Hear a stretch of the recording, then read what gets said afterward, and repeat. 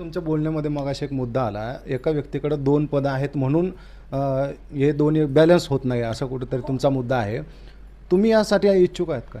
आयोगावर आयोग असू द्यात किंवा प्रदेशाध्यक्ष आयोगावर मी इच्छुक नाहीये. मी प्रदेशाध्यक्ष प्रदेशाध्यक्षावर इच्छुक राहणारच. आम्ही राजकारणात आलोच कशाला आहे? हं.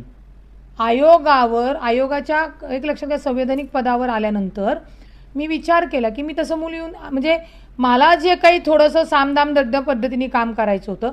आयोग अहवाल मागू शकतं. आयोगाने आत्ता कुणाला न्याय दिलाय का? तर नाही दिला. देऊ शकतं आयोग, पण त्यांनी दिलेला नाहीये. त्यामुळे मी आयोगावर इच्छुक नाही. इतर महिला आहेत ना, सक्षम महिला द्या. तुम्हाला नसेल तुम्हाला पाय उतार व्हायचं तर तुम्ही सक्षमतेने काम करा. नाहीतर रिटायर जज द्या, IPS द्या ना, जेणेकरून समाजातील माता भगिनी सुरक्षित आणि सन्मानित आणि सिक्युअर झाल्या पाहिजे. तुम्ही प्रदेशाध्यक्ष पदासाठी इच्छुक? हा, मी पक्षामध्ये मी लोकप्रतिनिधी म्हणून निवडून येणारी सभागृहात म्हणजे मग पालिकेचं असू द्या, विधान भवनाचं असं तिथे काम करणारी मी महिला आहे. प्रदेशाध्यक्ष म्हणून इतरही महिला आहेत पक्षामध्ये. कोणालाही द्या, मलाच द्या असं नाहीये.